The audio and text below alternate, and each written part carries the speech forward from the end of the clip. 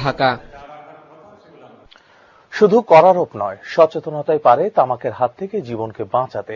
তাই সবাইকে একযোগে তামাককে না বলার আহ্বান জানিয়েছেন বাণিজ্য মন্ত্রী তোফায়েল আহমেদ।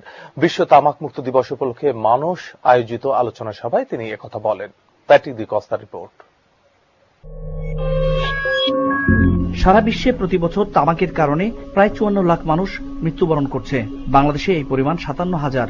এছাড়াও শুধু তামাকের কারণেই কর্মক্ষমতা হারায় 7 গুণ বেশি মানুষ। 1987 সালে বিশ্ব স্বাস্থ্য সংস্থা ঘোষণা করে তামাক মুক্ত দিবস।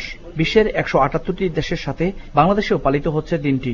এবছর দিবসটির প্রতিপাদ্য তামাকের উপর কর বাড়াও, রোগ মৃত্যুর হার কমাও। তারা খাবেই, কিন্তু মেইন হলো প্রচার করা এবং জানানো যে ধূমপান ক্ষতিকর, ব্যাপকভাবে প্রচার করা দরকার। আজকাল তো আমাদের দেশে তামাক রপ্তানিও হয়, আমরা তো রপ্তানিও করতে পারি তামাক, আমরা রপ্তানিও করি তামাক। আজকে মার্কিন যুক্তরাষ্ট্রে আমাদের জিএসপি, তার মধ্যে তামাকও ছিল। কিন্তু এই অবস্থা থেকে উত্তরণে তরুণ প্রজন্মকেই এগিয়ে আসতে হবে বলে মন্তব্য করেন সমাজ কল্যাণ মন্ত্রী সৈয়দ মহসিন আলী। তোমাদের কাছ থেকে সেটা পাবে এবং তোমরা আগামী দিনের মুক্তিযোদ্ধা হবে এবং এই দেশকে গড়ে সত্যিকারের সোনার বাংলা গড়বে, এই প্রত্যাশা তোমাদের কাছে। তরুণ সমাজের একটি অংশকে আসক্ত হিসেবে উল্লেখ করে সমাজ কল্যাণ মন্ত্রী বলেন, 75 পরবর্তী নেতৃত্ব একটি প্রজন্মকে ধ্বংস করেছে। এই জেনারেশনের কাছে ভদ্রতা বলতে কিছু নেই, মানবতা বলতে কিছু নেই, রেসপেক্ট বলতে কিছু নেই, মেধা ও শক্তি বলতে কিছু নেই। প্যাট্রিক ডি কস্তা, মাই টিভি, ঢাকা। অতিরিক্ত কর আরোপ করে তামাক ব্যবহারে নিয়ন্ত্রণ আনা সম্ভব বলে মনে করেন মানুষের সভাপতি ডাক্তার অরূপ রতন চৌধুরী। সরকারের সদিচ্ছা থাকলেই তা বাস্তবায়ন সম্ভব বলে মনে করেন তিনি। আর এ ব্যাপারে অসহায়ত্বের কথা জানালেন এনবিআর চেয়ারম্যান গোলাম হোসেন। তামাক মুক্ত দিবস উপলক্ষে রাশেদ লিমনের বিশেষ রিপোর্ট। ক্যামেরায় ছিলেন তাপস কর্মকার শিশির। তামাক মৃত্যুই যার অপর নাম, একটিমাত্র পাতা যার মধ্যে রয়েছে 4000 রাসায়নিক পদার্থ। এর মধ্যে nicotine, carbon monoxide, benzopyrene, hydrogen cyanide অন্যতম। এর প্রতিটি যেন এক একটি মৃত্যুবীজ।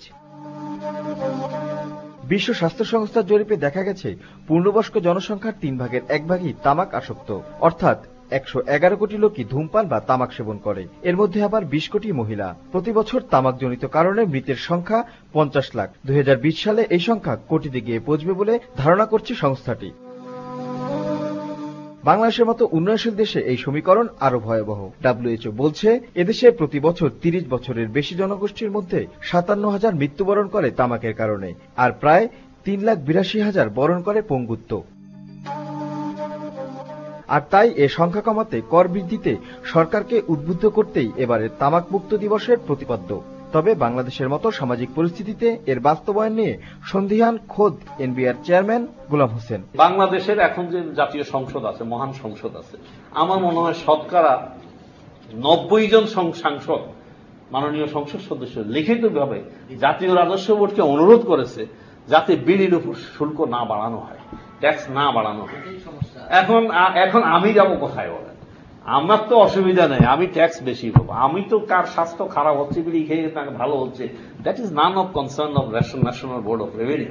তামাকের এই ভয়াল ছবল থেকে জাতিকে রক্ষা করতে এর সর্বস্তরে কর বৃদ্ধির বিকল্প নেই বলে মনে করেন মানুষের সভাপতি। যখনই সরকার এই তামাকের উপর কর বাড়াবে তখনই কিন্তু সে 10 বার চিন্তা করবে যে 1 টাকায় পাওয়া যেত, এখন 5 টাকা দাম, আমি এটা না খেয়ে আজকে কলা খাই কিংবা অন্য একটা ফল খাই, আপেল খাই, কারণ ওই দামেই তো পাওয়া যাচ্ছে। সুতরাং ডাইভার্ট হয়ে যাবে সে, এবং পৃথিবীর বিভিন্ন গবেষণায় তাই দেখা গেছে। সুতরাং এখানে একটা বাস্তবসম্মত প্রসঙ্গই হচ্ছে এবারে তামাক মুক্ত দিবসের, যে তামাকের উপর অবশ্যই কর বাড়াতে হবে। সরকার ইতিবাচক পদক্ষেপ নিলে তামাক ব্যবহারের নিয়ন্ত্রণ সম্ভব বলে মনে করেন ডক্টর অরূপ রতন চৌধুরী। যে কোনো প্রভাবশালী লোকই হোক, তাদের কথা বিচার করার আগে আমার চিন্তা করতে হবে বাংলাদেশের যে অগণিত মানুষ, 57,000 লোক আমার নিঃস্ব হয়ে যাচ্ছে। রাশেদ লিমন, মাই টিভি, ঢাকা। পরিবার লাইসেন্সবিহীন গাড়ির বিরুদ্ধে কঠোর ব্যবস্থা গ্রহণ করা হয়েছে বলে জানিয়েছেন যোগাযোগ মন্ত্রী ওবায়দুল কাদের। তিনি বলেন,